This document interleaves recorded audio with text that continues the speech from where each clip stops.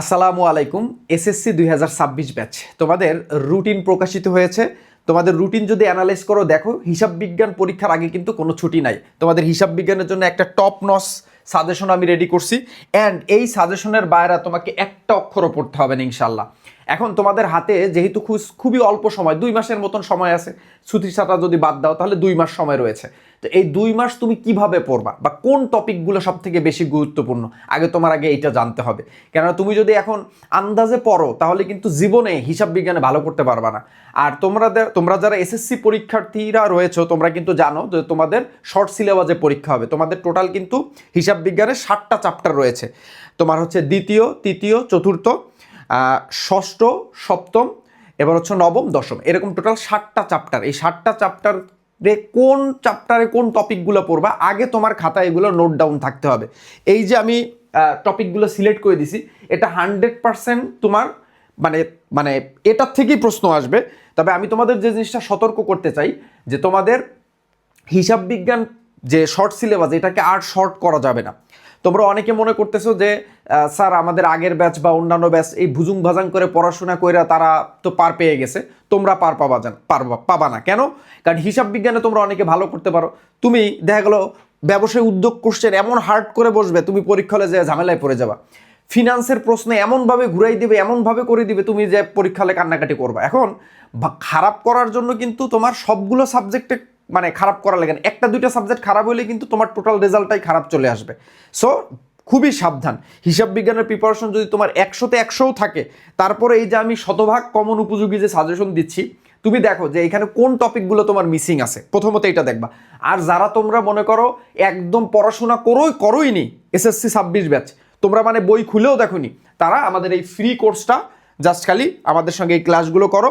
ইউটিউবে যাবা, জাস্ট মোদের বিদ্যালয় লিখে সার্চ দিবা, সার্চে মানে আমাদের যে ইউটিউব চ্যানেল সেটা আসবে, ওখানে ঢুকে প্লে লিস্টে যায় দেখবা টার্গেট এ প্লাস এসএসসি 2026 নিয়ে একটা প্লে লিস্ট ক্রিয়েট করা আছে।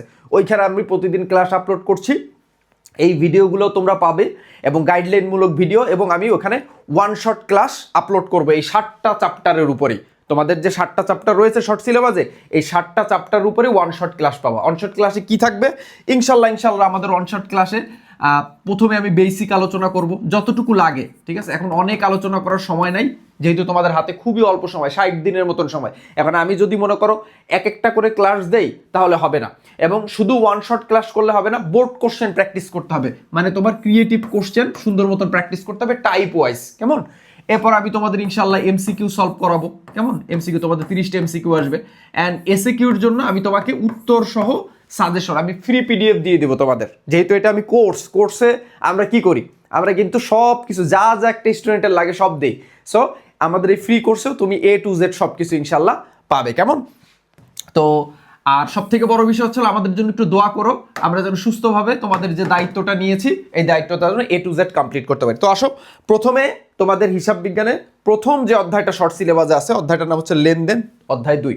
এইটা একটা বেসিক অধ্যায়, হিসাব বিজ্ঞানের একদম একটা বেসিক অধ্যায়, ঠিক আছে? এই অধ্যায়টা কেউ স্কিপ করো না, এই অধ্যায়টা স্কিপ করলে তুমি অনেক কিছুই বুঝতে পারবা না, ঠিক আছে? এই অধ্যায়টা অল অ্যাবাউট হিসাব সমীকরণ নিয়ে। তো হিসাব সমীকরণ এই অধ্যায় থেকে তুমি প্রথমে কি পড়বা? ঘটনা থেকে লেনদেন শনাক্তকরণ। মনে করো অনেকগুলো ঘটনা দেওয়া থাকবে বা অনেকগুলো লেনদেন দেওয়া থাকবে, ওই লেনদেনগুলোর ভিতরে যেগুলো ঘটনা ওইগুলো বাদ, মানে ওইগুলো তোমাকে চিহ্নিত করতে হবে, কেমন? আচ্ছা, বা অনেকগুলো ঘটনা দেওয়া থাকবে, ওই ঘটনার ভিতরে যেগুলো লেনদেন সেগুলো চিহ্নিত করতে হবে, ভাইস ভার্সা। ঘটনা থেকে লেনদেন চিহ্নিত আসতে পারে, আবার লেনদেন থেকে ঘটনাও চিহ্নিতকরণ আসতে পারে। সমীকরণ পদ্ধতিতে লেনদেন চিহ্নিতকরণ। সমীকরণ মানে তো বুঝছো A = L+C। তো ওই যে কোনটায় কোন কি প্রভাব ফেলছে সেইটা মূলত এখানে নির্ণয় করতে হবে। খুবই সহজ, প্রতিটা টপিক, হিসাব বিজ্ঞানের প্রতিটা টপিকই খুবই সহজ, জাস্ট তোমাকে গোছালোভাবে পড়তে হবে, কেমন? গোছালোভাবে, হাতে কিন্তু বেশি সময় নাই। সো তোমার এমনভাবে পড়তে হবে যাতে একটা অধ্যায় total A to Z complete করলে, মানে এমনভাবে কমপ্লিট করতে হবে ওই অধ্যায়ের জন্য কিছু বাকি না থাকে। এইখানে যে টপিকগুলো দিছে এই টপিকগুলো কমপ্লিট করলে ইনশাল্লাহ তোমার এই অধ্যায় আর কিছু বাকি থাকবে না, কেমন? এরপরে আসো, এটা হয়ে গেল, ওকে। এরপরে হচ্ছে হলো মালিকানা সত্ত্ব বা সত্ত্বাধিকারের পরিমাণ। এটা জাস্ট একটা বক্সে নির্ণয় করা যায় যে মালিকানা সত্ত্ব মানে যে উপাদানটা, ইকুইটির যে উপাদানটা, এটার উপাদান হলো 4টা: আয় মূলধন, ব্যয় উত্তোলন। আয় মূলধনের ফলে মালিকানা সত্ত্ব বাড়ে, ব্যয় উত্তোলনের ফলে মালিকানা সত্ত্ব কমে। তো এই যে বাড়া কমার যে বিষয়টা, এইটা এখানে তোমার নির্ণয় করতে হবে যে বছর শেষে মালিকের কত টাকা দাবি রয়েছে। সমীকরণের উপরে লেনদেনের প্রভাব, ঠিক আছে, বা হচ্ছে টেবুলার ছক বা বিবরণী ছক, এটা কিন্তু একই কথা, এটা কিন্তু একই কথা। এবং এইটা হচ্ছে মোস্ট ইম্পর্ট্যান্ট টপিক, ঠিক আছে, এটা আসবেই, এটা ছাড়া কখনো বোর্ডে প্রশ্ন করা সম্ভব না। 5 স্টার, এটা আসবেই, ঠিক আছে, মানে একই কথা, এই টেবুলার ছকজা বিবরণ ছকজা ছকতাই আর হিসাব সমীকরণের উপর লেনদেনের প্রভাব একই কথা। সো এখান থেকে প্রশ্ন আসবেই, এটা আসবেই, এটা তোমার এই টেবুলার ছক বা বিবরণ ছক এটা শিখতেই হবে। এবং সর্বশেষ হচ্ছে তোমাদের যেটা, সেটা হচ্ছে লেনদেনের মানে দলিল সমূহ, মানে প্রামাণ্য দলিল বলি যেগুলো, দলিল হিসাবে তোমাকে চালান, cash memo, debit note, credit note, debit voucher, credit voucher প্রত্যেকটাই শিখতে হবে। এবং এই যে চালান, cash memo, debit note, credit note, এইগুলো কিন্তু 4 মার্কের আসে, মানে 4 মার্কের হয়, মানে খ দাগে আসবে, তা নাহলে গ দাগে আসবে। মানে জাস্ট খালি তুমি এই প্রামাণ্য দলিলগুলোর ছক টাকাইতে পারলে আর একটু ভিতরে একটু, এগুলো খুবই ইজি, চালান ক্যাশ মেমোগুলো কিন্তু খুবই সহজ, তুমি কয়েকবার খাতায় এটা আঁকাইলেই পেরে যাবে ইনশাল্লাহ। আর আমি তোমার দিকে শেখানোর জন্য তো আছি ইনশাল্লাহ, কেমন, A to Z কমপ্লিট করে দেবো ইনশাল্লাহ। সো এবং এই চালান, cash memo, debit note, credit note, debit voucher, credit voucher, এগুলোর থেকে প্রশ্ন প্রতি বছর আসবে। তুমি এমন হইতে পারে দেখা গেলো 8 মার্ক 12 মার্কের প্রশ্ন খালি এই প্রামাণ্য দলিল থেকে আসে, বিভিন্ন সৃজনশীলের ভিতরে চালান ঢুকাই দিছে, বিভিন্ন সৃজনশীলের ভিতরে ক্যাশ মেমো ঢুকাই দিছে। সো এটা খুবই ইজি পিজি একটা টপিক। এখন দেখো এই টপিকগুলো যদি কোনো একটা student A to Z complete না করে এসএসসি পরীক্ষা হলে যায়, তখন সে কিভাবে পারবে বলো। সো এই টপিকগুলো তুমি অবশ্যই 100% কমপ্লিট করে তারপর এসএসসি পরীক্ষা হলে যে বসবা, ঠিক আছে। আচ্ছা, এরপরে আসা হচ্ছে দুতরফা দাখিলা পদ্ধতি অধ্যায় 3। খুবই ছোট্ট এবং সহজ একটা অধ্যায়, মাত্র 3টা সূত্র দিয়ে এই অধ্যায়টা A to Z কমপ্লিট করা সম্ভব। সো আমি সেই 3টা সূত্র তোমাদের আমি যখন করাবো, আমি এই যে বেসিক যখন আলোচনা করবো ইনশাআল্লাহ 3টা সূত্র আমি তোমাদের মানে শর্টকাট কিভাবে মনে রাখবা সেটা সহ বলে দেয়। আর আমি জানি এগুলো তোমরা অনেকেই পারো। তো এখানে প্রথমে শিখতে হবে প্রারম্ভিক মূলধন আর সমাপনী মূলধন নির্ণয়, কেমন, কারণ এই প্রারম্ভিক মূলধন সমাপনী মূলধন দিয়ে এই লাভ বা ক্ষতি নির্ণয় করা হয়, কেমন। সো এই লাভ বা ক্ষতি হচ্ছিল এখানে সবচেয়ে মেইন ইম্পর্টেন্ট অঙ্ক হচ্ছিল এই লাভ বা ক্ষতি নির্ণয়, ঠিক আছে। এই লাভ বা ক্ষতি নির্ণয় করার জন্যই প্রারম্ভিক মূলধন সমাপনী মূলধন আমার দরকার হয়, কেমন। আর আধুনিক পদ্ধতিতে ডেবিট ক্রেডিট নির্ণয় এটা কম গুরুত্বপূর্ণ, বাট এখানে মেইন ইম্পর্টেন্ট টপিকটা হচ্ছে আমার লাভ বা ক্ষতি নির্ণয়।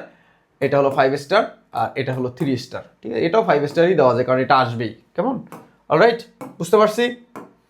আচ্ছা, এটা হচ্ছে আমাদের তৃতীয় অধ্যায়, এবং তৃতীয় অধ্যায় জাস্ট এই 3টা টপিক শিখলে 100% ডান, তোমার আর কিচ্ছু লাগবে না ইনশাআল্লাহ, কেমন। আচ্ছা, এবার আসো চতুর্থ অধ্যায়। চতুর্থ অধ্যায় কি? মূলধন ও মুনাফা জাতীয় লেনদেন। এই অধ্যায়টা যদি তুমি ভালো মতো শিখতে পারো, তুমি আলহামদুলিল্লাহ তোমাদের যে হিসাব বিজ্ঞানের নবম অধ্যায় রেওয়ামিল, ঠিক আছে, এই রেওয়ামিলটা তুমি বোনাস পাবা।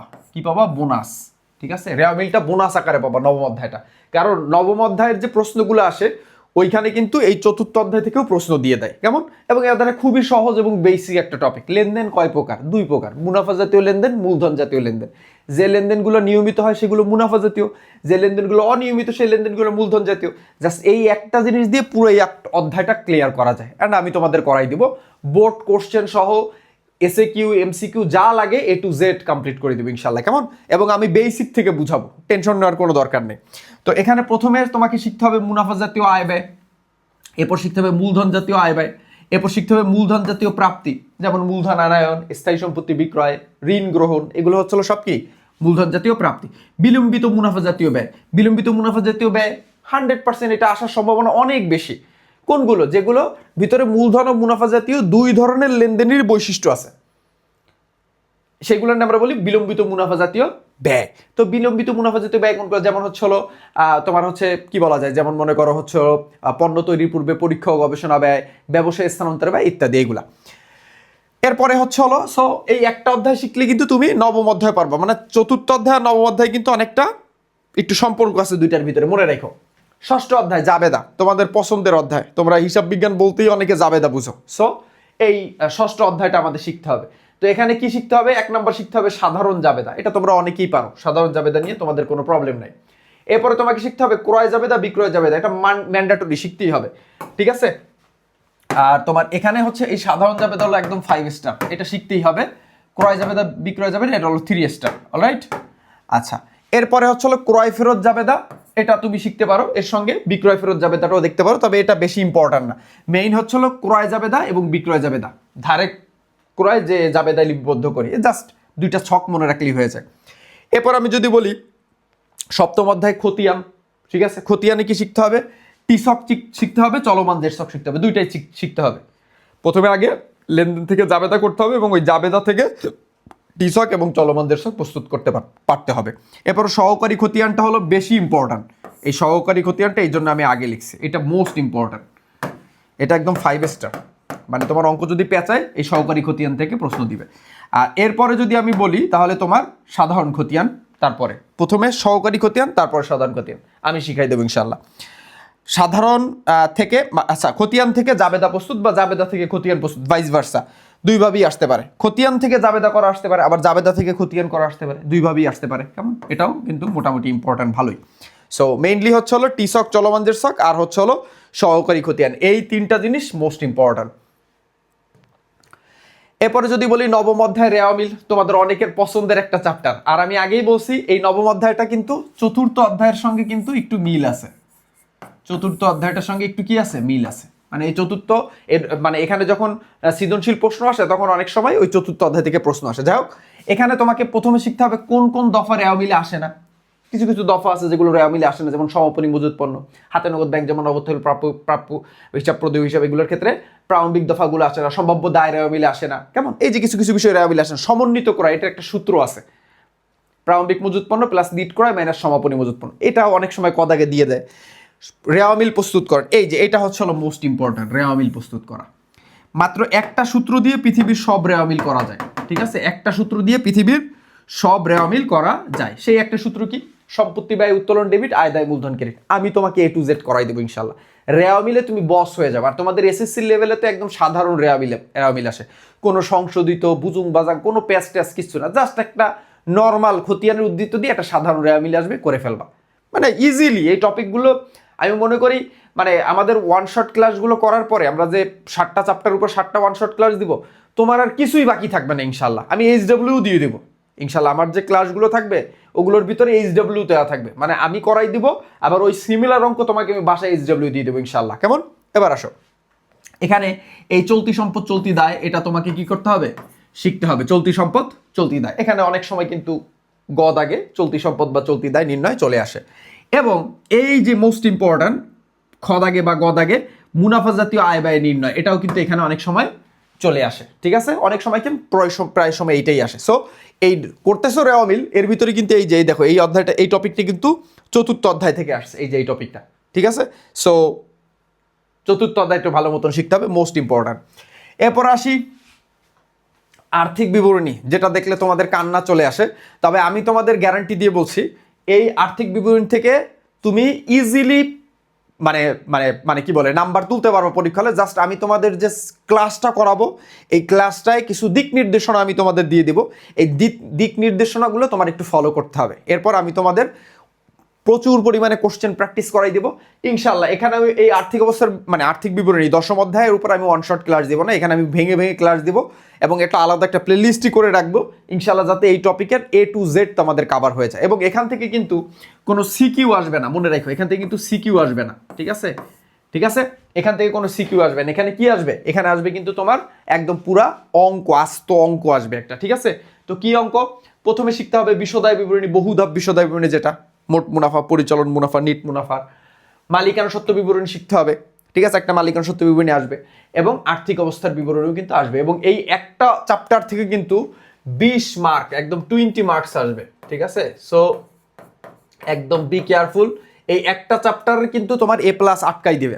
কারণ এই চ্যাপ্টারটা যদি তুমি একদম স্কিপ করো, যে ধরো আর্থিক বিবরণী আমি করবোই না, এটা সহজ, ভয় পাওয়ার কিছু নাই। ধরো মনে করো তুমি স্কিপ করলা কেউ একজন, সে তাহলে উত্তর করতে পারবে কত? 100-র ভিতরে যদি 20 মার্ক, এটা তো বাধ্যতামূলক, তাহলে 20 মার্ক আনসার না করলে বাকি থাকে 80 মার্ক। এখন 80 মার্কের উত্তর করে A+ হতো 80-তে, 80 পাওয়া কি সম্ভব? সম্ভব, অসম্ভব বলবো না, সম্ভব, কিন্তু এটা তো একদম টাই হয়ে যায়, মানে তুমি তো ঝুঁকির ভিতরে রইছো। সো এই অধ্যায় ভালো লাগুক আর না লাগুক তুমি করো। আর সব থেকে সিক্রেট বিষয়টা কি জানো? আমি আজকে বলে দিই, শোনো, এই অঙ্ক তুমি করবা, তুমি না মিলাইতে পারলেও মার্ক পাওয়া, কিন্তু শেষ পর্যন্ত তোমার নামাইতে হবে।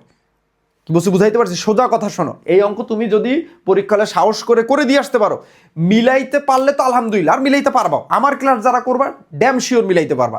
কিন্তু মনে করো তোমার মনে হইলো যে, এবং এগুলি কিন্তু আমি একদম তোমাদের একদম মানে ফ্রিলি রেকর্ড ক্লাস দিব, মানে প্যারা নেওয়ার কোনো বিষয় নাই।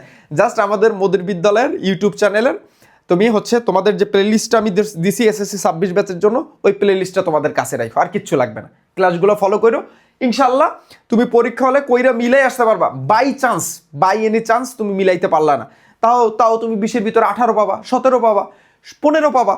তা নাই মামার থেকে কানা মামা ভালো না? তুমি মোটে আনসারই করলা না ভয়তে, এটা তো হইলো না। তুমি শেষ পর্যন্ত করলা, মিলাইতে পারলা না, ওটাও কিন্তু তোমাকে নাম্বার এনে দিবে পরীক্ষা হলে, এবং ওতেও কিন্তু তুমি A+ পাবা ইনশাল্লাহ। কেমন?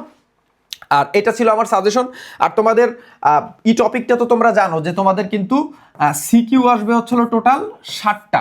এই 60টার ভিতর উত্তর করতে হবে কয়টার? 4টার। এক একটা হচ্ছিল কয় নাম্বার? 10 নাম্বার। তাহলে 4 10 40। কেমন?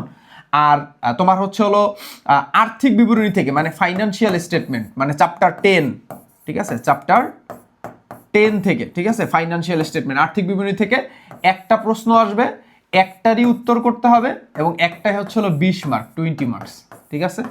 আচ্ছা, এমসিকিউ, ঠিক আছে, মাল্টিপল চয়েস কোশ্চেন, এমসিকিউ আসবে হচ্ছে 30টা। 30টার ভিতরে তোমাকে 30টারই উত্তর করতে হবে, প্রত্যেকটা হলে 1 নাম্বার, 30 অক্ষে 30। এবং তোমার SA Q, short answering question, মানে সংক্ষিপ্ত প্রশ্ন আসবে হচ্ছে হলো 60টা। 60টার ভিতর উত্তর করতে হবে 5টা, এক একটা নাম্বার হচ্ছে হলো 2, 5 10 হচ্ছে হলো 5 দুগুণে হচ্ছে হলো 10। তাহলে টোটাল যদি তুমি হিসাব করো, তাহলে কিন্তু তোমার এই হচ্ছে গিয়ে হলো তোমার কি টোটাল মার্কস। যদি একটু হিসাব করো, এই হচ্ছে হলো তোমার টোটাল মার্কস। কেমন?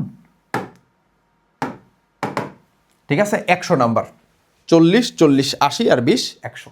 তো এইভাবে আমি তোমাদের যে মানে ফর্মুলাটা বলছি, বা আমি তোমাদের যে ক্লাসগুলো করাবো, জাস্ট খালি ওই প্লে লিস্টটা তোমাদের কাছে রাখবা। জাস্ট আমি যে বেসিকগুলো করাবো, ঠিক আছে, এই বেসিকগুলো অবশ্যই খাতায় নোট করবা। আমি যে সিকিউগুলো করাবো ইনশাল্লাহ, বোর্ড প্রশ্নগুলো, এগুলো আমার সঙ্গে প্র্যাকটিস করবা। বাসায় যে SW গুলো দিব, ওইগুলো সুন্দর মতন কমপ্লিট করবা। আমি যে MCQ গুলো করাবো ওয়ান শট টাইপ ভিত্তিক, আমার সঙ্গে MCQ গুলো খুব সুন্দর মতন প্র্যাকটিস করবা। অ্যান্ড আমি যে SCQ গুলো দিব ইনশাল্লাহ, ওইগুলো বাসায় বসে টানা মুখস্থ করে ফেলবা। এবার দেখি তোমাদের SSC পরীক্ষায় অ্যাকাউন্টিংয়ে A+ কে আটকায়। এখন এর পাশাপাশি তোমাদের কিন্তু আরো 2টা সাবজেক্ট আছে। একটা হচ্ছে হলো ব্যবসায় উদ্যোগ,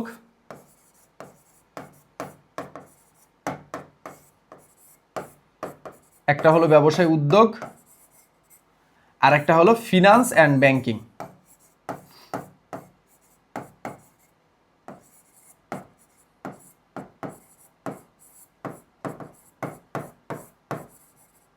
তো এগুলোর উপরে তোমরা suggestion plus one shot class চাও কিনা অবশ্যই আমাকে কমেন্টে জানাও। তোমাদের রেসপন্সের উপর ভিত্তি করে আমি কিন্তু এইগুলোর উপরে ক্লাস দেবার চিন্তা করব। যদি তোমরা চাও দিব, যদি না চাও তাহলে অনলি অ্যাকাউন্টিং তো সবারই লাগবে, অ্যাকাউন্টিং দেবো ইনশাল্লাহ। তো দেখা হচ্ছে ক্লাসে। ফেব্রুয়ারি মাসের ভিতরে ইনশাল্লাহ আমি তোমাদের অ্যাকাউন্টিং কমপ্লিট করে দেব। ঠিক আছে, স্যারের জন্য একটু দোয়া করো যেন আমি সুস্থ থাকি। অনেক ব্যস্ততা, অফলাইন আমার যে এইচএসসির যে কোর্সগুলা, মানে লাস্ট শুট, ফাইনাল রিভিশন, যে প্রিমিয়াম যে ব্যাচটা আমাদের চলছে, এইগুলা বই, তারপর হচ্ছে আমাদের তোমরা জানো আমাদের বই ডেলিভারি করতে হয়, এইগুলা বিভিন্ন বিষয় নিয়ে আমরা হচ্ছে অনেক প্যারার ভিতরে থাকি। ঠিক আছে, সো দোয়া রেখো যেন আমি তোমাদের এই যে প্রজেক্টটা হাতে নিলাম, এই প্রজেক্টটা যেন A to Z কমপ্লিট করতে পারি। দেখা হচ্ছে ক্লাসে। আসসালামু আলাইকুম।